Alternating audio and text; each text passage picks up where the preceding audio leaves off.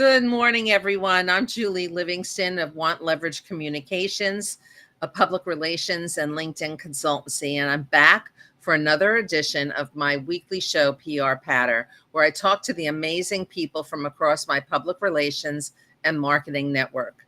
Today, we'll be having a conversation about startup public relations, a topic that is really important for young companies. And I'm really delighted to welcome my guest, Ruth Sarfati. Ruth has spent the last 30 years focused on client success. As an award-winning communications leader, she has deep experience in working with companies from venture-backed startups to Fortune 500s. She's been a strategic counselor and creative practitioner who has provided guidance to founders and C-suite leaders on media strategy, positioning, messaging, content, issues management, and thought leadership, something that's near and dear to my heart. Ruth is skilled at inspiring creativity. And, I'm so glad you mentioned that in your bio, Ruth, because I think that a lot of people don't understand how much creativity is involved in the work that we do in PR. And she's also set a high bar for excellence. So welcome to the Thank show, you. Ruth. Thanks, Julie. So glad to be here. It's great to have you. Great. So today we're going to talk about startup public relations, why you need it, why it's important. So why don't you start by kind of giving us an overview of, what startups are like. Obviously, it's implicit in the name, but and kind of what their general needs are. Yeah, sure.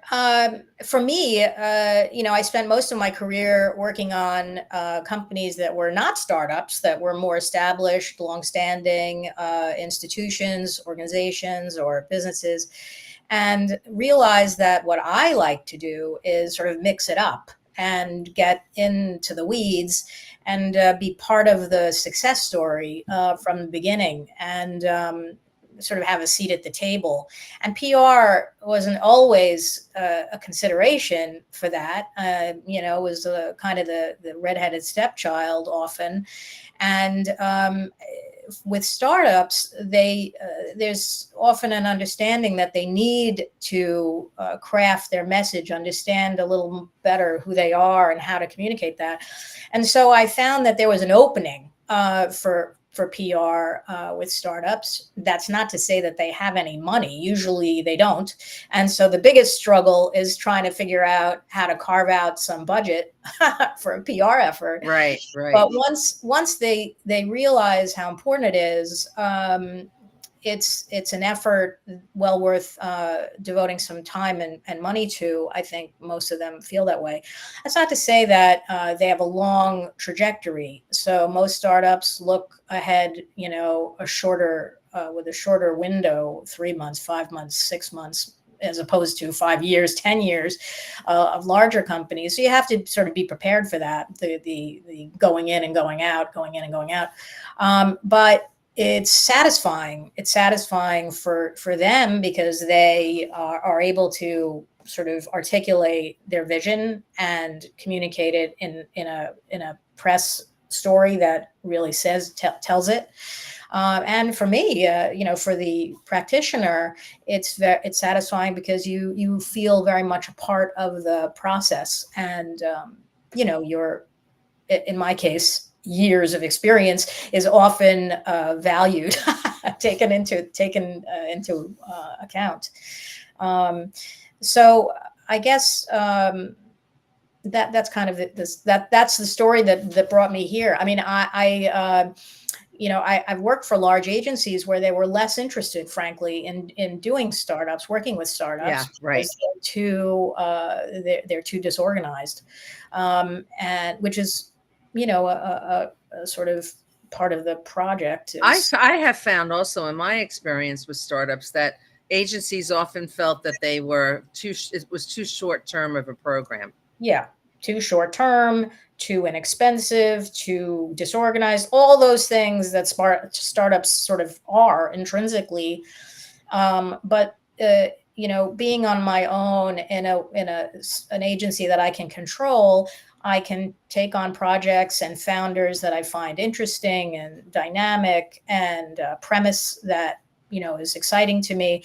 And length of duration of term and fees are more I'm more flexible about that kind of thing. So understanding what I've been calling sprints, a duration of a project that might be 4 months is more, it's sort of more usual, I guess, typical. So I want to back up for a minute and just talk about something that I think is important for people to remember and to consider. Why PR should have a seat at the management table early on, and what the importance of that is. Because as you called us, the stepchild, the often stepchild of, Yeah. strategic business planning, it's actually should be the opposite. Yeah. I mean, there have been occasions over time where PR has really been the driver for some incredible campaigns, which have turned into advertising campaigns. But it was a PR idea initially, and I think often PR people think differently. They think more in terms of perhaps of persuasion. There's no money changing hands, so it's really just the power of creativity and persuasion that you need to implement. I do think that PR is often sort of not given credit for that.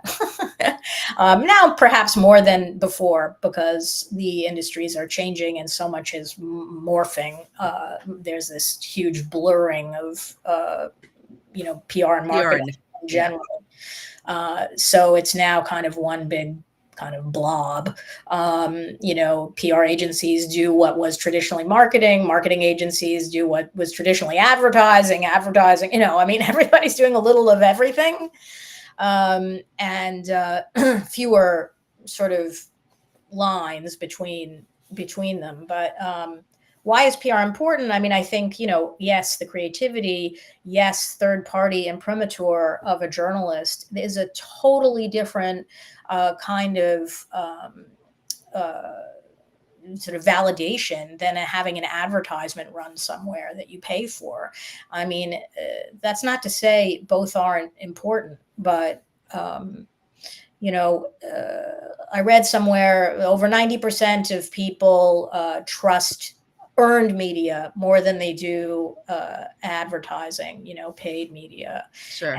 And it's not surprising, because just think about yourself. If you know that something is paid for, it just devalues it. So particularly if it's a journalist that you trust or a journalist that you are, you follow. And these days, the journalism landscape is so changed. There are fewer journalists fewer journalists out there that you reliably can find in the same place week after week. I mean, unless it's a Substack or some other newsletter or something that you subscribe to, because people move around so much, outlets are closing here and there. And the value of having us at the management table early on in the process, whether it's for a startup or an established business, is that we can add a lot of important perspective. 100%.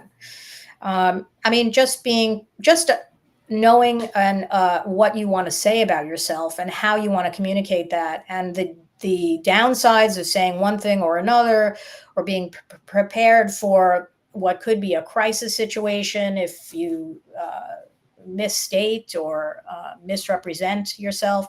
I mean, these are things that PR people, my friends, often say that I'm too negative, when I look at a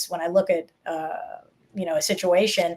But I think it's become kind of part of my nature, it's the critical thinking part of what we bring to the table, which I think really can help steer a company on a different path that could be more profitable for them. Yeah. And I think, asking the tough questions is often the PR person's sort of role in these situations, sort of making sure that the founder or the leadership is not,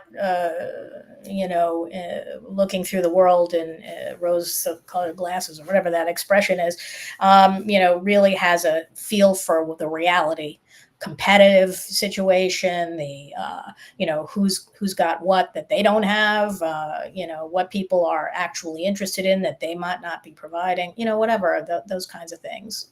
Somebody needs to remind them about those. Yeah, it may not be a pretty reminder, but it's an Yeah. important one. Yeah, right. Exactly. Talk about press coverage and what is most Yeah. meaningful for startups, because press coverage is, as you say, not a one size fits all kind of a thing. Yeah. I mean, it used to be that you'd say a startup would call you or a founder would call you and they'd say, I want to feature in TechCrunch, because it was sort of the automatic thing for a young B2B startup, or any Right. startup really. But the landscape has changed somewhat. I mean, without funding or some substantial funding, you're not getting into TechCrunch. So how to think about it? This is a very as we said a minute ago, it's a very blurred world. So you don't necessarily need to have a story in the Wall Street Journal to make an impact. A story somewhere that you share on LinkedIn or on other networks can make the same impact that a story in the Wall Street Journal once did, and reach potentially more appropriate people. Yeah, I totally agree. Yeah. So niche outlets or using the social media to sort of spread the word are equally valid today. That's not to say that people don't still want, and they do, and they should have a story in the Wall Street Journal or a story in the New York Times when the time is appropriate, but it's not going to happen day one. And, there's too much competition. There are too many companies out there that have stories that are worth telling. So yeah, and unless you have investors who are very well known, it's going to be much harder. Investors or results or deals or something that really qualifies you for that kind of visibility. I was talking to somebody yesterday, really a jewelry designer, sort of outside my normal realm, and but a past client, very interested in working with them still. And they had taken the last few months to try to do it themselves. And they were trying to get some visibility for this project. And they called me yesterday to say, you know what? It's really too hard. We're not doing it. We can't do it. And I think the bottom line is people don't really understand how hard it is to get the visibility that they need. And that's where the creativity does. Yeah, and the cultivation of a store, some kind of a story. Cultivation of story, creativity, and also matching the right journalist with the right story, sort of figuring out who the right people are. Maybe in his case, maybe it wasn't Vogue, maybe it's something else, and that to the point. Right. Like the first step for them could be National Jeweler or one of the other trades. Exactly. Yeah. I mean, I used to be in that business. Oh, yeah. So I know it well. Right. Yeah. So these, that's funny that you say that, because I often say, oh, I used to be in that business because I've been in so many businesses over time that it's barely. Me too. Yeah. I haven't touched. Yeah. But yeah, I mean, so I think in that case, it's opening a founder's mind to thinking about other kinds of outlets that in the end could have the same kind of impact that the ones they, sort of the legacy outlets that they had. Yeah, I agree. That does take some convincing, but I couldn't agree more that it's really the content, creating that content and getting it placed in a credible outlet that you can then promote yourself in different ways. Yeah. And use as a marketing tool. Yeah, for sure. I mean, and so there's that in terms of straight coverage, sort of publicity. There's also the newsjacking, which is often more fruitful, finding opportunities in the ether that relate to your premise, your story, and answering the journalist's need instead of trying to get the journalist to answer yours. And so that is often important. And content is the way forward today. I mean, writing your own, finding places to put it, whether they're owned, that is like a LinkedIn or Medium or something like that, or finding outlets that run third-party content. Fewer now than there used to be, but Yeah, they're still out there. they're definitely still out there. Yeah. So what's included in the startup PR bucket these days? Well, I would say this messaging piece that I mentioned earlier is really step one. It's sort of understanding who they are, what they want to say, all that stuff. And that can, take a few weeks. Then there is determining their sort of plan. What is their roadmap? Do they have a beta? Is there a funding round to announce? Is there a deal? Do they have customers? I mean, all these things sort of might be the next bucket. And then determining how to sort of unleash this campaign. Is there a content component? Do they have a POV about something happening in the world that's not their own product, which is often the other problem with startups? They want to talk about their own thing. Yeah, but the way in could be a different route, right? Yeah, exactly. And then of course social, it's the importance of social. So all of these people, that's the thing they have the least time for. So it's trying to figure out how to develop a cadence for social on LinkedIn. Usually it's LinkedIn, where they can relate to people, journalists and other CEOs and just industry leaders, investors potentially. So I think those are, they're not unusual buckets. It's just sort of the balance is a little bit different. And also the importance of step one, sort of the strategy messaging, segment. Can't overlook that. And the other thing I guess I would say about it is that, startups are in a rush. How they operate. That was my next question.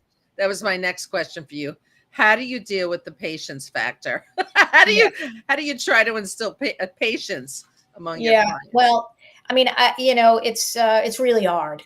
So there needs to be a sort of a mindset from day one that it's not going to be tomorrow.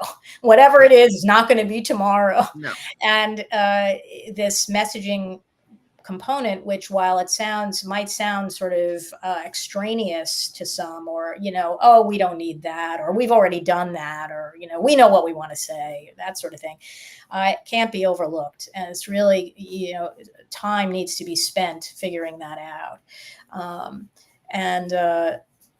So I would say, well, there is no way to combat it except to keep saying it. I keep saying it.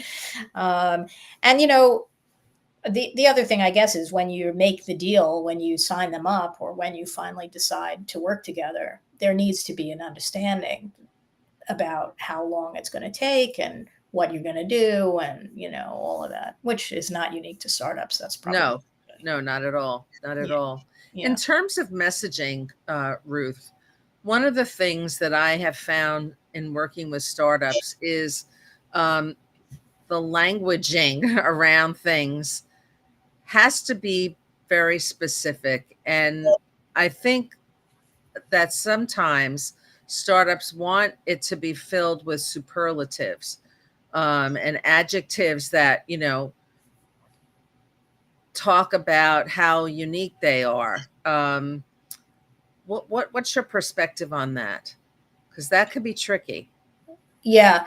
Well, it's certainly always better to have somebody else say those things. So if there's an opportunity to have an investor say how great the company is, or have a potential customer or a beta customer or somebody talk about it, that's much better than having the founders do it themselves. If they genuinely have a unique sort of point of difference, that that's completely legit, and they should talk about it. Or like a case study, I guess. Yeah, or a case study, exactly. But that's the challenge with startups, is that they don't usually have case studies yet, and they don't have those things yet. So beta testers become important, and early sort of an early evaluation of the product in some way, some data that shows that the product data is really a key element, shows that it works, is important. And also the credibility of their founders. If there is somebody who has some credentials, prior credentials, for example, or maybe somebody associated with the company who has some credentials to trade on, that always works. I mean, data is one of those things that works for every kind of company, not just startups. And I'm working with one now that put a study out today. They're not exactly a startup, although startups can be defined as a company that started yesterday and a company that started 10 years ago. It's really up here. And